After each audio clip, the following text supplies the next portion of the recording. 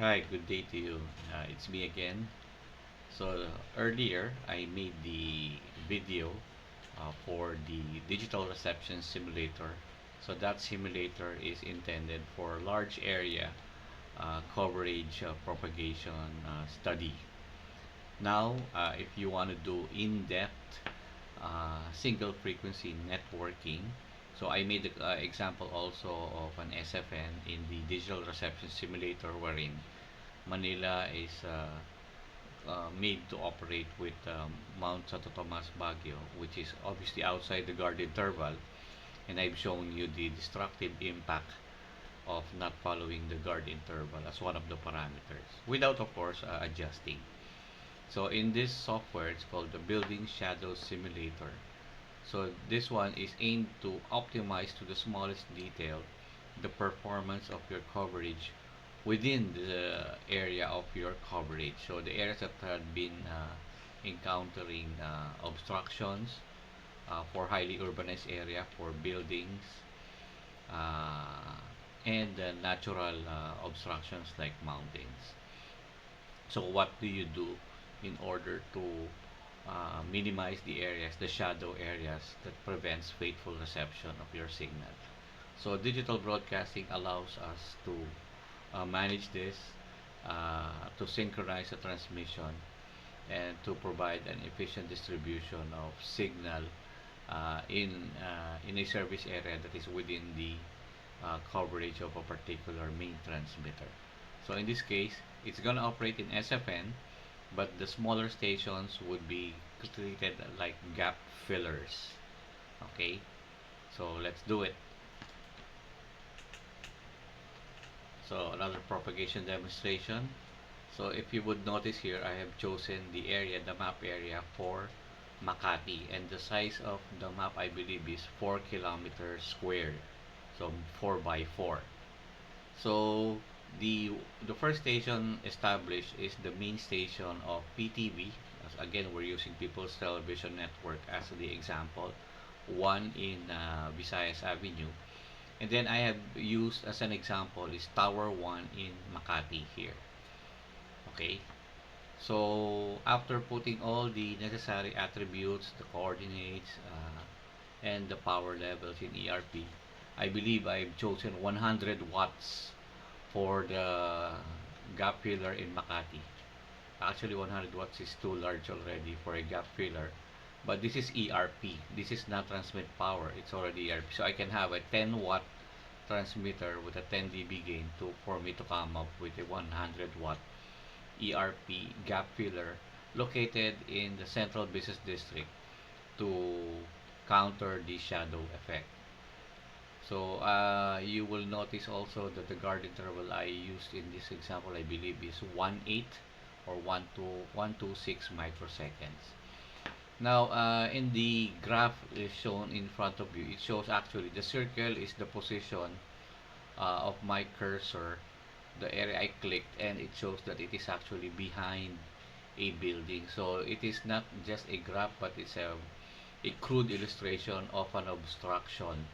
So I am situated behind this obstruction in this example. So in the main console, you will see the main station, main TX, and gap filler. So you can switch uh, which one is propagating in your interface. So basically, if you select the button main transmitter, so the transmission signal that will be shown on your screen would be coming from Visayas Avenue, the main transmitter, which has the 50 kilowatt ERP. So it will create the shadow on the buildings. Now if we switch to gap filler, it will switch to this station in the center, and then it will illuminate and then try to it will transmit, and then it will create the other shadow generated by your transmission. So we have to run the calculation here. So notice it takes a lot of time. So this takes longer, usually around 20 to 30 minutes. But I have sped up the video for your convenience so that you could arrive at a faster rendering of what actually happens for most of the transmission in Metro Manila and when they encounter the various buildings in Makati. So the beauty of this building shadow simulator created by the same author, Junji Kumada, is that you could create the clutter. You could add more buildings without adding any cost.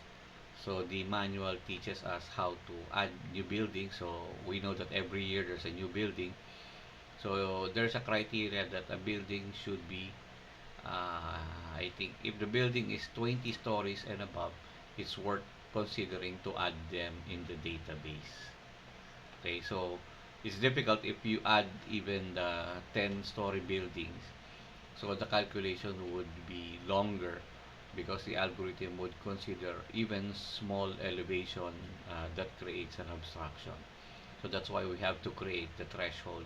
Maybe 20 stories high building is a good enough obstruction to be part of your building database, or what we call the clutter data. So in other softwares, you have to buy those clutter data in the order of maybe 20,000 to 30,000 euros. But in this software developed by Kumada-san, you will just use Google Map as the reference to create the polygons uh, showing and then you have to tap the corners of the building to create that polygon that would be incorporated in the algorithm as one of the major obstructions. So, okay, so it says calculation has been completed. So click OK. So now I'm going to click here. Okay, switch to main station and then field strength. I guess I'm going to press field strength. Okay.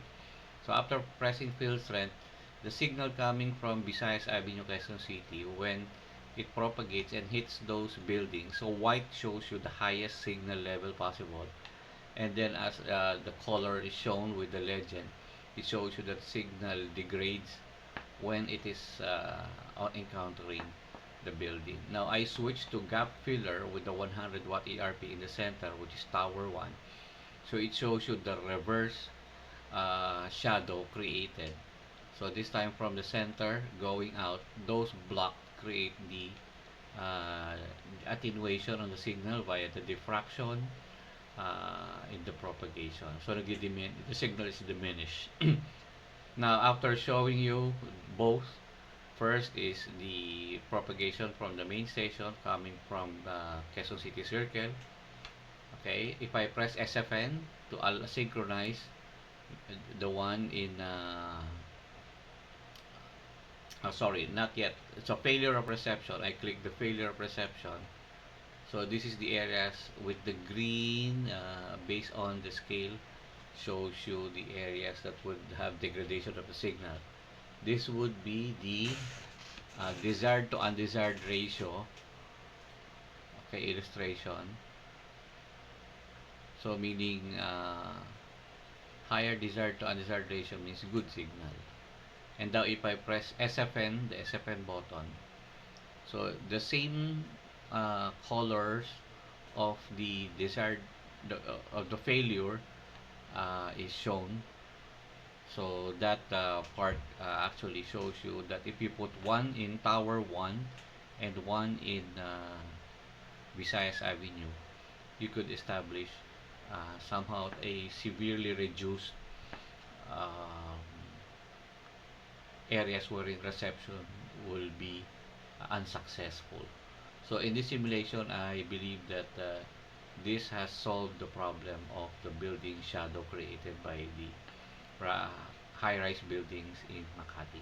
So it's just a quick rundown of what the software can do. I could move the position of that transmitter in Makati, put it somewhere else, and that is your job as the planning engineer to find that best station for you to place your gap fillers or your SFNs to create the best scenario for your SFN with less of those areas that the signals are reduced or degraded. So hope you learned something. Good night.